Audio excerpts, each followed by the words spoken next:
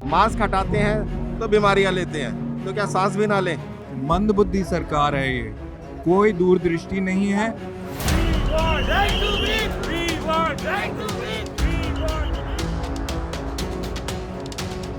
आज बीजेपी सत्ता में है तो उसकी जिम्मेदारी बनती है कि एटलीस्ट वो एक्सेप्ट तो करे। वो तो डेटा मैनिपुलेट कर रहे हैं। जीवन जीना दुश्वार हो गया जनता का। हमारी गवर्नमेंट क्या कर रही है? हर ठंडियों में यही हालात होते हैं दिल्ली के। सरकार का ये कहना है कि उन्होंने वाटर स्प्रिंकलर्स लगा रखे हैं, वो लगातार घूम रहे हैं। इतना करोड़ रुपए इन लोगों ने खर्च करा तो क्यों नहीं खत्म हुआ ये? गवर्नमेंट बस अपना फायदा देखती है, अपने लोगों तक वो फायदे पहुंचाती है। हमारे यहाँ पार्लियामेंट है जिस सिटी में सांसद अभी विंटर सेशन चल रहा है, उसमें AQI 500 पार है। मिले नहीं हवा सही, कैसे मैं दो पल जी सकूं, जाऊं जहां पे मैं मरूं, कोई मेडिसिन काम ना आए, कोई मेडिसिन काम ना आए, हालत ऐसी हालत ऐसी। इस वक्त हम देश की राजधानी दिल्ली के जंतर मंतर में मौजूद हैं। जंतर मंतर वही जगह है जहां का दरवाज़ा जनता तब खटखटाती है जब सरकार और प्रशासन उसकी सुनता नहीं है। इस वक्त यहाँ पर जो लोग आए हैं ये राइट टू ब्रीथ को लेकर के प्रोटेस्ट कर रहे हैं, जब दिल्ली की हवा लगातार सीवियर और वेरी पुअर की कैटेगरी में है। लगभग 19 हॉटस्पॉट्स हैं जहाँ पर 400 से ज़्यादा का AQI है, यानी एयर क्वालिटी इंडेक्स। ऐसे में यहाँ पर देश के नागरिक आए हुए हैं, ये ग्राफिटीज़ बना रहे हैं, ये सिग्नेचर कर रहे हैं, we demand right to breathe. ये लगातार डिमांड कर रहे हैं सांस लेने के अधिकार को लेकर के। हम इनसे बात करने की कोशिश करेंगे, समझने की कोशिश करेंगे कि यहाँ ये किन मांगों को लेकर के आए हैं और क्या इन्हें उम्मीद है कि यहाँ से इनको न्याय मिलेगा या नहीं। चलिए हमारे साथ।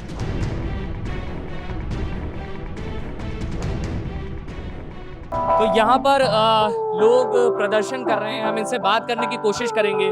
क्या नाम है सर आपका? अनहद प्रताप सिंह। अच्छा, क्या मांग लेकर के आप आए हुए हैं यहाँ पर? हमारी मांग, हमारा प्रदर्शन है जो आज ये पोल्यूटेड एयर के लिए है। हम लोगों की मांग है कि सरकार जल्द से जल्द जो ये देश और प्रदेश में धुआं और पोल्यूशन फैला हुआ है उस पर कंट्रोल करे और जन जन को खुशहाल जिंदगी जीने का मौका मिले। तो आपके माध्यम से हम सरकार से ये गुजारिश करते हैं कि अगर सरकार कोई पहल करे, हम सरकार के साथ कंधे से कंधा मिला के चलने के लिए तैयार हैं। कितना जरूरी मुद्दा आपको लगता है कि आपकी जो सरकार है, आपका जो प्रशासन है, वो हवा को कितना जरूरी मान रहा है? प्रशासन इस चीज को बहुत पोलाइटली ले रहा है। तो आप ये बताइए कि इस वक्त जो आप स्थिति देख रहे हैं उसमें आपको क्या समझ आ रहा है कि सरकार के लिए ये मुद्दा है पोल्यूशन या फिर नहीं मुद्दा नजर आ रहा है, क्योंकि स्थिति लगातार खराब है? नहीं, आपको ये बताओ, भारत की सबसे बड़ी पंचायत संसद के बाहर AQI लेवल अगर 400 से पार चला जाए तो आपको नहीं लगता कि सबसे बड़ा गंभीर मुद्दा है देश की जनता के लिए? सांस घोट रहे हैं, लंग्स कैंसर के खतरे हैं, जीवन जीना दुश्वार हो गया जनता का। अपना जीवन मुश्किलों में, संकट की घड़ियों में आज जो सोचने समझने वाला व्यक्ति है, जो AQI लेवल समझता है, वो आज बहुत टेंशन में है कि मेरे बच्चों का, मेरे परिवार का क्या होगा, जो दिल्ली में ये हालत हो गई प्रदूषण के। नागरिक के लिए पोल्यूशन आपको क्या लगता है, लोगों को मुद्दा नजर आ रहा है या फिर लोगों को अभी समझ ही नहीं आ रहा है कि कितना गंभीर मुद्दा है ये? बहुत बड़ा गंभीर मुद्दा है और आम नागरिक परेशान है इससे। दिल्ली हो तो आसपास का जितना भी क्षेत्र है, और मैं वैसे बीकानेर राजस्थान से हूँ, तो वहाँ और यहाँ में रात दिन का फर्क है। रात दिन का फर्क? हाँ, रात दिन का फर्क है, भयंकर पॉल्यूशन है। मैं यही कॉलेज में पढ़ता हूँ और यहाँ पर मैंने मतलब देखा है कि सांस लेने में दिक्कत आ रही है, हकीकत बात है ये जो आप लोग कोशिश कर रहे हैं, यहाँ पर आए हुए हैं, क्या लगता है इसका असर होगा? ऑब्वियसली हम दुनिया के सबसे बड़े लोकतंत्र में रहते हैं। लोकतंत्र में लोगों का तंत्र, जहां जनता की आवाज सुनी जाए, और हमें राइट टू प्रोटेस्ट मिला हुआ है। हम यहाँ अहिंसात्मक तरीके से कला के माध्यम से प्रोटेस्ट कर रहे हैं। तो वी होप जो सरकार बैठी हुई है, जिन्हें हमने चुन के भेजा है, वो हमारी बातों को सुने, समझे और सच में वो हम पे ध्यान दे कि हम कितने गंदे माहौल में रह रहे हैं।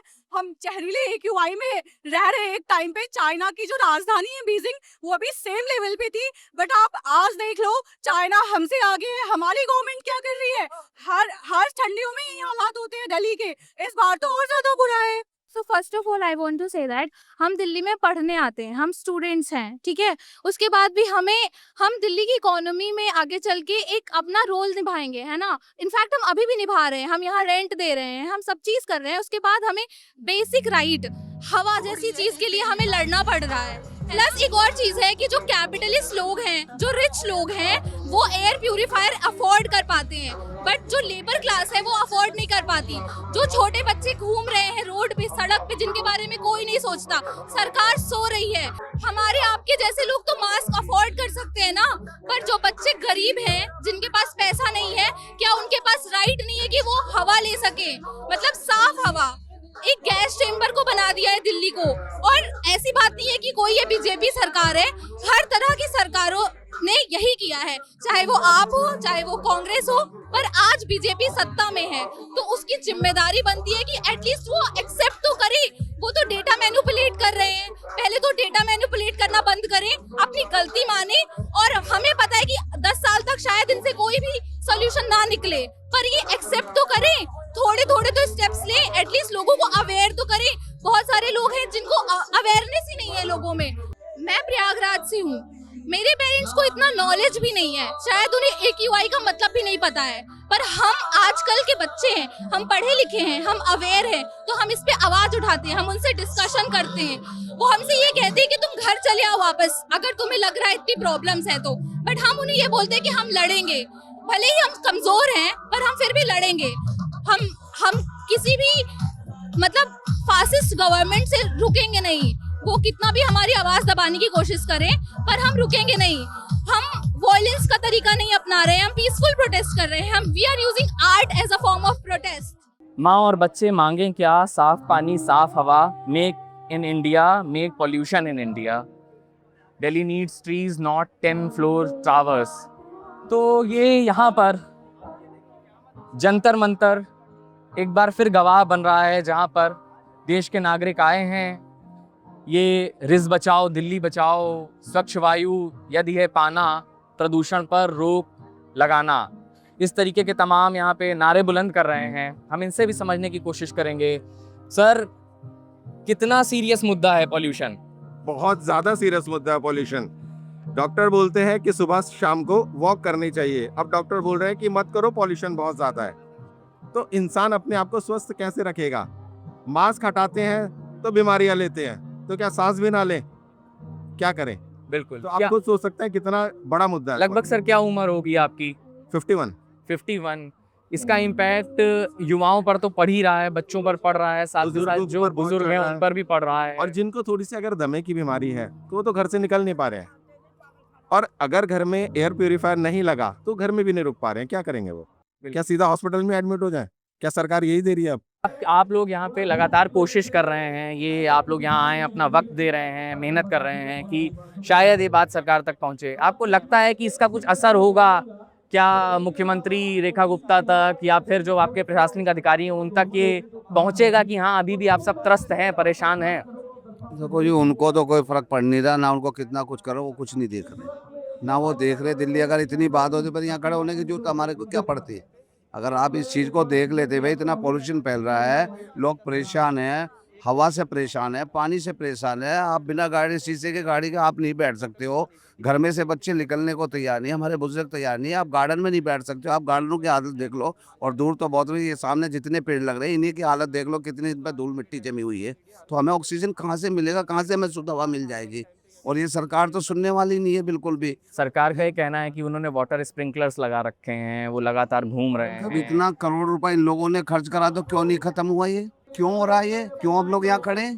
तो जो कई रिपोर्ट्स जो आ रही हैं, centre for science and environment CSE है, उसकी रिपोर्ट आई है, उसमें लगातार ये कहा जा रहा है, ये बताया जा रहा है कि अभी जो मेजर्स हैं वो प्रॉपर नहीं लिए जा रहे हैं। नए हॉटस्पॉट्स डेवलप हो रहे हैं पोल्यूशन के, इस तरीके की जो चीज़ें हैं ये चिंताजनक हैं। और जो सरकार मेजर ले रही है वो अभी पूरी तरीके से ठीक नहीं है, इफ़ेक्टिव नहीं है। हम अभी भी प्राइवेट व्हीकल्स को यूज़ कर रहे हैं, जो ट्रांसपोर्टेशन है उससे बहुत ज़्यादा पोल्यूशन हो रहा है। इस तरीके की तमाम चीज़ें CSE की रिपोर्ट में सामने आई हैं। स्टबल बर्निंग एक मुद्दा है, बहुत महत्वपूर्ण मुद्दा है, लेकिन CSE ये कहती है कि स्टबल बर्निंग को ही पूरी तरीके से इसमें अगर हम दोषी कहेंगे तो नहीं है, क्योंकि स्टबल बर्निंग जो हरियाणा और पंजाब में हो रही थी वो इस बार कम है। उसका डेटा ये बोल रहा है, रिपोर्ट ये बोल रही है।